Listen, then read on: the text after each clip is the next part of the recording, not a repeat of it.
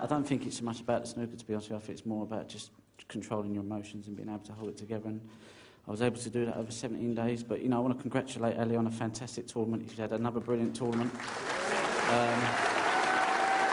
a top 3-4 player in the world. You know, he hasn't been well, and he's come back to have a brilliant tournament. He showed everyone here at Sheffield and everyone watching what a fantastic player he is. So I just want to, you know, he's had another brilliant World Championship. So, and it's been great here all week with all these fans. You know, I've come here to try and entertain this tournament because I just wanted to show people what I was capable of, and you know, that was my main intention. You've done that all right. And you know, so much commitment and passion and desire to win this world title, and when we look back at it, even in the last few months, what's changed for you in the last year? And I just wonder how much you owe to Dr. Steve Peters and the work that you've been doing with him. Well, I wouldn't have been playing if it wasn't for Steve. You know, I wouldn't. I said to him when I first met him, I said, I really don't want you to be able to help me. And he said, that's the normal answer I get when people come to see me. So he said, but you're an easy case. And, you know, I've just stuck in it all year and we've worked together, and it's been a rocky, it's been tough because I've had to face things that I've probably didn't want to face. And once I face them, I think, really don't want to keep facing them. Sometimes you just want to run. But I try to give it a go, and I give it a go this season. And I've managed to win 3, well, I don't know how many comps I've won, but this just tops it all, you know. So a few people doubted me, but I'd rather them not doubt me. I'll let them know when I'm not ready and when I've gone. But I certainly ain't gone yet. That's great to hear, because that was the next question, really.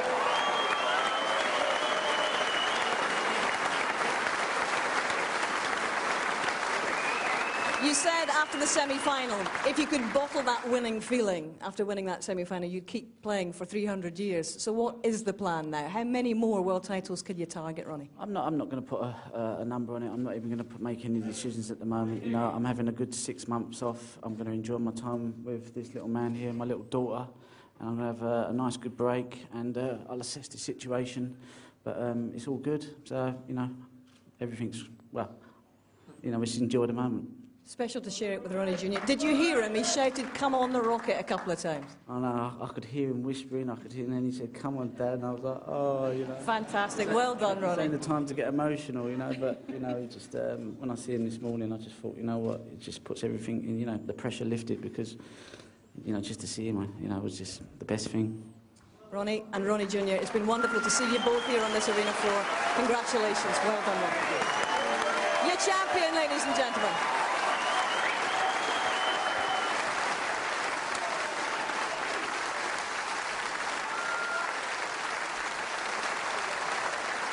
Ladies and gentlemen, please welcome your presentation party, Barry Herman, the chairman of World Snooker, and Fred Doan, boss of Betfred.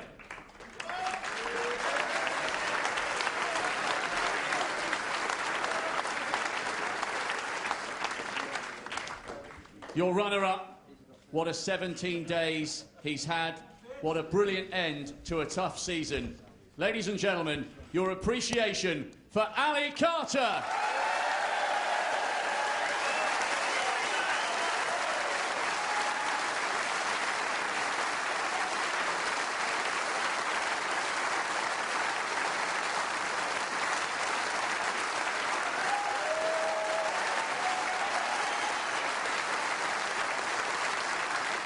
And the winner, receiving the trophy, the cheque for £250,000, and the title, 2012 Betfred.com World Snooker Champion, the Rocket, Ronnie O'Sullivan.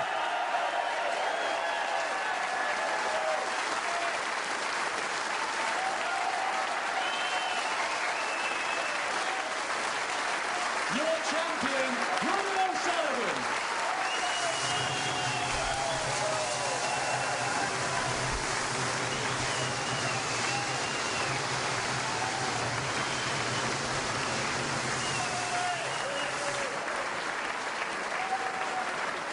So Ronnie joins the likes of John Higgins and Ray Reardon, Steve Davis and Stephen Hendry as a 4-time world champion in the modern era. And he's reticent, obviously, guys, to say how many are in him. How many more do you think are in him? As many as he wants to have in him, simple as that. He's got more talent than any human being has a divine right to have. He's been sprinkled with stardust, that boy, he really has. And when he puts it all in, he's unplayable at times. That's how good he is. Sum up his Crucible campaign this time, compared with the other three. I think very controlled amongst the genius that he produced on the table, and at times unplayable. At his worst moments in the event, he was controlled, his safety was good, everything was really in place, and obviously he's praised Steve, he's a sports psychologist, and from my perspective, that's the best ever Ronnie O'Sullivan we've seen at the World Championship. Now, Ali Carter is joining Jimmy White and Matthew Stevens with an unwanted tag at the moment as the only guys to have featured in multiple finals and not one yet. But what has he proven to himself and to everybody else watching here this campaign, John? But he's certainly good enough to compete. He shouldn't be thinking about flying an aeroplane. He should be thinking about playing snooker, because he's certainly good enough. And listen, he's lost in 2 finals to a genius twice. Indeed he has. How will you reflect upon this year's championship, Steve? I think it had everything. I think it was a great balance to it.